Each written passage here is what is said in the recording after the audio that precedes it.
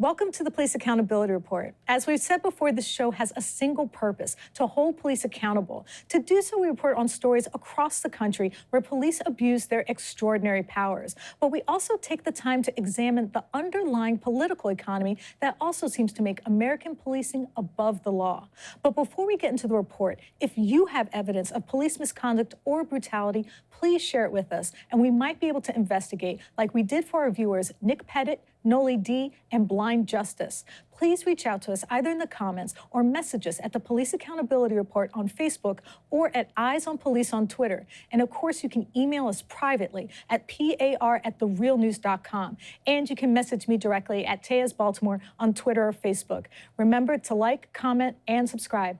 It really does make a difference. So ever since the uprising in Ferguson, after the death of Michael Brown at the hands of police, which revealed images of police pointing assault rifles at protesters, it's been clear civilian policing is adopting military tactics, particularly after it was revealed the U.S. military was giving excess equipment to police departments, even for small rural towns. So, Stephen, where does this military equipment end up, and why is it being sent to these small police departments? Well, in the early 90s, the federal government started a program called 1033, where they would give excess military equipment to local police departments. They kind of upped the ante several years later because of the so-called war on drugs. Mm-hmm. And what happened was they started giving out like grenade launchers and armored vehicles. Wow. And after the uprising in Ferguson, when national images showed police officers pointing like assault rifles and sitting in armored carriers, the Obama administration said, we got to roll this back a little bit more. We're not going to give you grenade launchers or other types of military equipment. And then, of course, in 2017, the Trump administration said, well, you know what, let's restart this program, or not restart it, but let's actually broaden it again and give everybody what they want. But of course, it really raises a lot of questions because there was supposed to be this distinction between the military and civilian. Right. But in this country now, we are literally giving our excess military equipment that was supposedly used for fighting, for killing people, to our police departments. And over 8,000 police departments participated in 2014, which means there are a lot of local, small town police departments that have military-style equipment that seems to me to be excessive. That's amazing that our local police departments are having military ordnance. Yeah. Well, there is no better example of this evolution towards a veritable occupying army than the video that was given to us by a viewer. The images captured on a cell phone show a raid at a home in Columbus, Ohio. Allegedly, police were looking for a suspect tied to a recent shooting, but a resident observing police from his property documented something else concerning.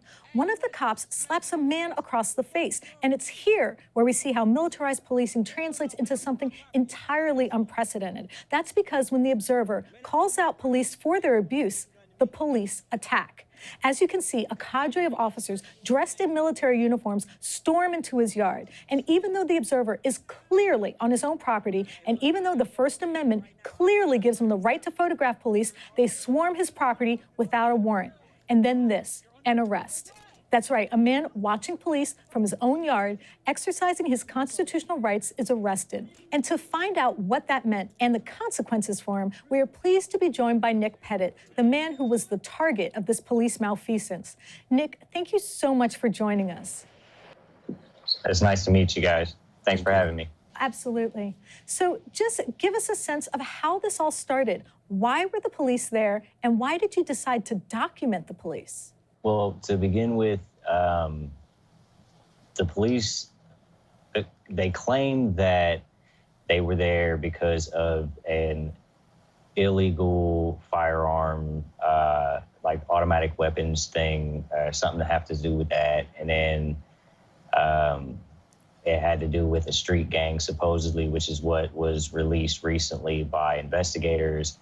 But while the police were outside the home and in front of my home, which, because I live across the street from the incident, they were saying that it was due to, someone there having a gun or a shooting at a park, which happened not too far from the home. So there's a point where it looks like one of the officers strikes a young man in front of a child. What do you think happened? Why do you think the officer struck that man? Honestly, to be truthful, a lot of stuff wasn't really shed in the video. I tried to make it clear in the comments on the video that the person who was assaulted was a 16-year-old minor. A 16-year-old, his family wow. Yes, ma'am. His family just reached out to me yesterday, and they kind of wanted to know if they could come to the court date that I have coming up due to the charges that I received from this. Right. The officers in the video claimed, or well, the spokesperson from SWAT said that he acted aggressively when he came off of the porch and refused to comply with orders. Well, during the video, the police officers, SWAT, they told the people in the house to come outside. There was a 67-year-old woman, a 16-year-old male who was assaulted, and a 9-year-old boy. When the 16-year-old got into the circle of officers, they told him to put his hands down, and one proceeded to assault the 16-year-old. You know, at that point, that's where I decided to stand up and say something. Hey, you ain't supposed to smack him like that. The fuck is wrong with you? Hey, I got all that shit on camera. What's your name, bro? Hey, you wasn't supposed to smack him in the face. The fuck is wrong with you? Hell no, man. I'm on my property. I ain't got to listen to you. Man, I'm on my property. You can't come over here and do nothing to me. Hey, you ain't got a search warrant. You can't come over here, man. Man. Hey, look, I got you all on camera right now. I'm on my private property. Hold on, man. Hold on, man. You're under arrest. For what? I ain't even do nothing but record this whole situation. What are you doing? Give me the phone. You're interfering with the... I didn't interfere with nothing. All I said was... Crystal, down. They come up to your porch, they grab you, and they actually arrested you. What did they charge you with, and what did they say they were arresting you for? It's kind of hard to understand. Well, at the time, they told me they were arresting me for refusing a direct order to go inside my home and stop recording. So just tell us, you know, what were you charged with, and for how long were you in jail? I was actually charged with improper behavior during an emergency situation. I spent roughly 24 to 25 days in jail. What? At the time, I want to be forthcoming. So at the time, I did have a warrant for my arrest for another charge, but that had nothing to do with this. Right. I had failed to show up to a court date. I had missed the paperwork and didn't know that I had court, and that's why I had the warrant. Mm-hmm. That happens to a lot of people. Yeah, unfortunately. It does. But they told me that they were arresting me at the time for not following a direct order to go inside my home and stop recording.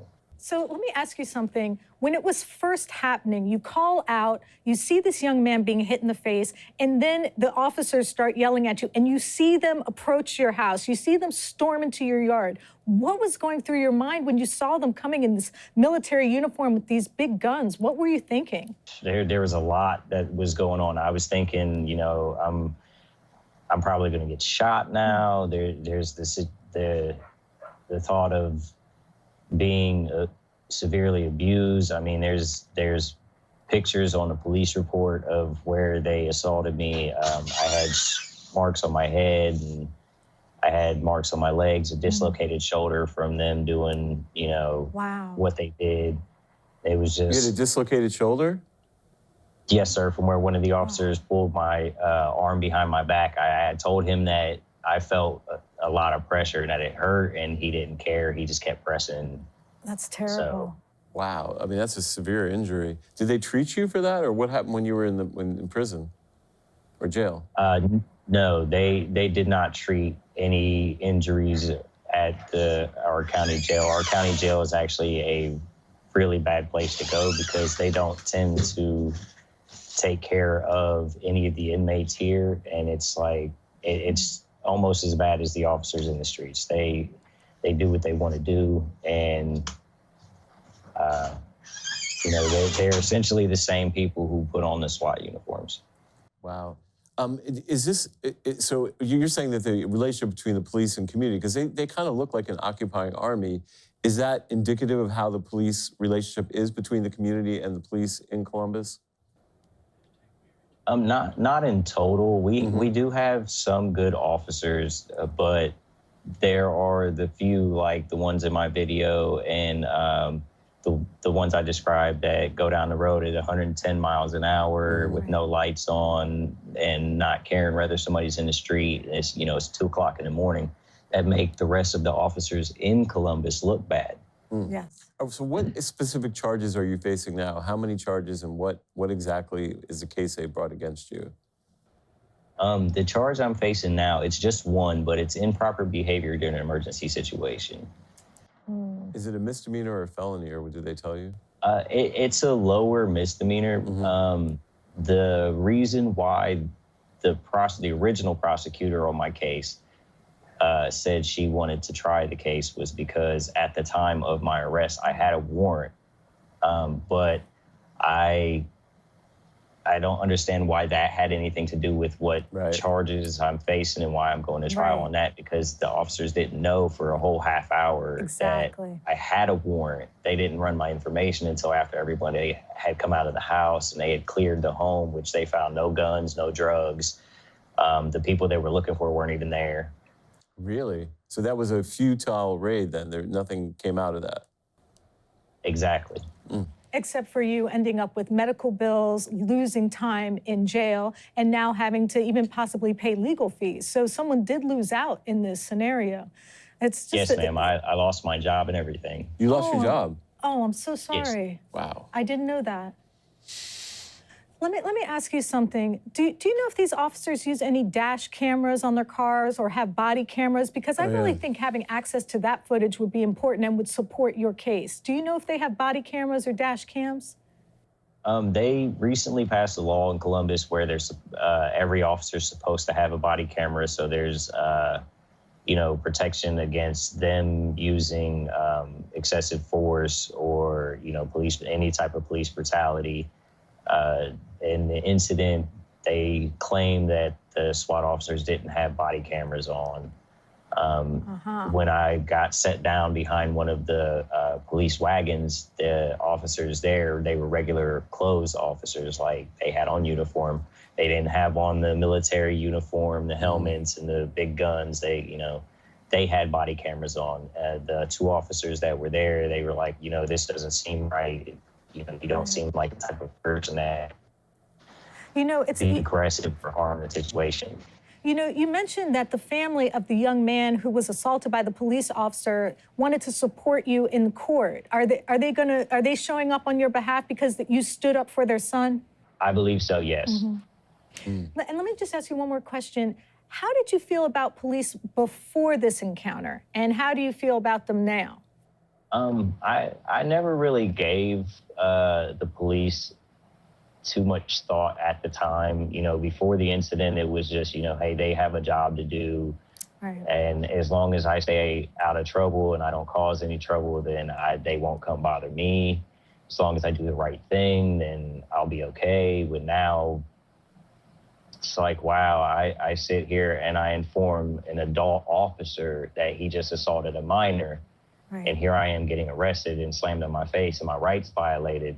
So it's like, wow, can I really trust the people who are supposed to protect and serve and uphold the Constitution? Hey, Nick, do you mind if we call the prosecutor's office and ask them why they're pursuing this case? Because it seems to me that, you were well within your rights, and we would like to give them a call and find out why exactly they're pursuing a prosecution against you.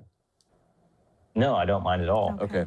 That's something we'll follow up on. We're going to follow up on it. And I just want to know, are you thinking about taking any legal action, for example, maybe suing the police department so that you can get your medical bills taken care of, or to make up for the fact that you lost your job because of their action? Like I stated before, it's not about money. It's not about fame. Right now, it's all about accountability. If I do something wrong, I get arrested, I go to jail, I pay bills, I have fines and restitutions I have to pay. But there was an interview done with a local news network here in Columbus where they had talked to the spokesperson for SWAT, and he said that no charges have been filed against the officer, no complaints have been filed against the officer. They talked to him about it, and the SWAT representative also said that at the time, maybe it wasn't so much a lawful arrest when they arrested me as a tactical arrest. Wow, that's a really rewriting of the interesting. Constitution. So they trample on your constitutional rights. They storm into your house. They attack you. They dislocate your soldier. They imprison you, cause you to lose your job, and what he gets is a talking to. But think about what he's just saying is profound. He's saying it's a tactical arrest, which means that the militarism justifies it. There's nothing in the Constitution that gives police officers the right to make a tactical arrest. So that's really profound that they're saying, hey, we're in a military-style situation. We can just detain American citizens regardless of their rights. Right. Because it's an emergency situation. So the regular rules and laws and the Constitution don't apply anymore. Not for us. Incredible. I want to thank my co-host, Stephen Janis, for his help in this investigation. And Nick, I want to thank you so much for reaching out to us and for trusting us with your story. We really appreciate it, Nick.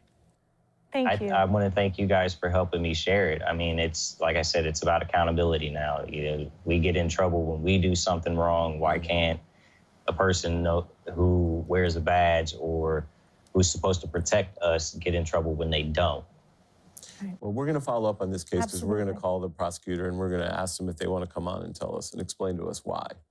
I think that would be a good thing to do. We're going to do our best to hold them accountable. Thank you, Nick. Thank you so much for joining us. Thanks, Nick. No problem. Thank you, guys. Have a good day. You too. And for those of you watching like Nick did, this is your power. The power of those of you who are watching to reach out to us and share your story. When you don't know if you can trust your local law enforcement, reach out to independent media, to us. So together, we can try to apply the pressure needed to change the criminal behavior of officers. We can't do it without you. So if you have evidence of police misconduct or brutality, please share it with us, and we might be able to investigate like we did for Nick Pettit, Noli D, and Blind Justice. Please reach out to us either in the comments or message us at the Police Accountability Report on Facebook or at Eyes on Police on Twitter, or you can privately email us at par@therealnews.com. And of course, you can message me directly at Taya's Baltimore on Twitter or Facebook. Remember to like, comment, and subscribe. It really does help and make a difference. We do this work for you, and we can't do it without you. I'm your host, Taya Graham, and thank you for joining me for the Police Accountability Report.